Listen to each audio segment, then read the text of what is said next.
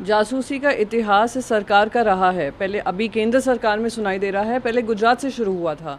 तो इस तरीके के काम करना जहाँ पे आप जो भी ऑपोजिशन वॉइसेस हैं आप उनको रिकॉर्ड करते हैं, आप उनकी प्राइवेसी को इन्वेड करते हैं, ये एक बड़ा सवाल उठ खड़ा करता है कि आज तक देश में डेटा प्रोटेक्शन लॉ नहीं है।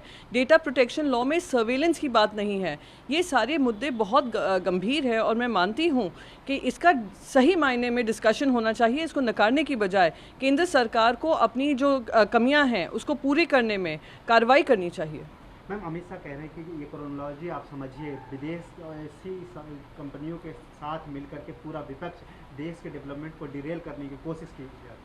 क्रोनोलॉजी आप समझिए और अमित शाह जी की समझिए। गुजरात से शुरू हुआ सफ़र आज केंद्र सरकार में लागू हो रहा है। और रही बात देश के खिलाफ काम करने की, अर्थव्यवस्था को बिगाड़ा किसने? इन्हीं की सरकार ने।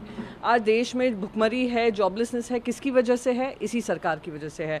अगर हम देश में बात करें किस तरीके से कोविड वैक्सीन नहीं मिल रही है, आज ही मध्य प्रदेश का एक वीडियो सामने आया है जहाँ पे लोग एक दूसरे पे लद रहे हैं, गिर रहे हैं और उनको वैक्सीन नहीं मिल रही है।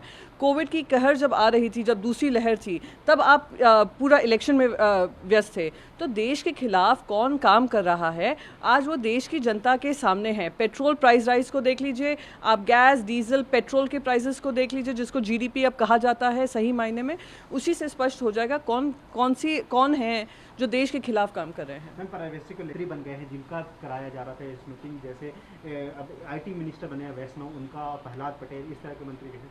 देखिए, सवाल ये नहीं है किस किस पे स्नूपिंग हो रही थी, सवाल ये नहीं है कि किस तरीके से कितने लोग इसके दायरे में आए हैं।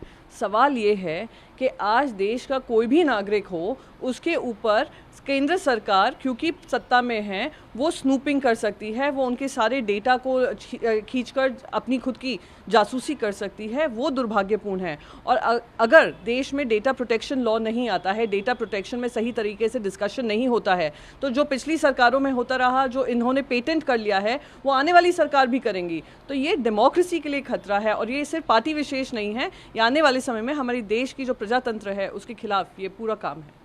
मैम, बकरीद को लेकर के केरल सरकार ने रिलैक्स गाइडलाइन में 3 दिनों के लिए, देखिए, जिस तरीके से केरल में कोविड की लहर अभी भी थम नहीं रही है, तो इस तरीके का निर्णय लेना जहां आप धर्मों के बीच में दरार पैदा करते हैं, एक तरफ आप कवर यात्रा के लिए सुप्रीम कोर्ट पहुंचते हैं, दूसरी तरफ आप ईद के लिए छूट देते हैं, तो कहीं ना कहीं सारी राजनीतिक पक्षों को देखना होगा कि आप धर्मों के बीच इस तरीके का बैर कब तक कराते रहेंगे। किसी को छूट देते हैं, किसी पे कड़ाई बरतते हैं, ये सवाल पूछे जाएंगे। और मैं सुप्रीम कोर्ट का स्वागत करती हूँ कि सुप्रीम कोर्ट इस पर निर्णय लेने वाली है और सुप्रीम कोर्ट ने केरल पे सवाल भी उठ खड़े किए हैं।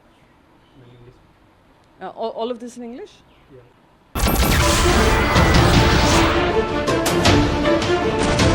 नमस्कार, मैं हूं मानक गुप्ता।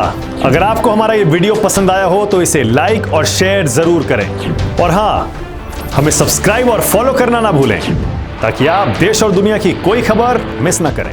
तो जुड़े रहिए हमारे साथ और देखते रहिए न्यूज़ 24।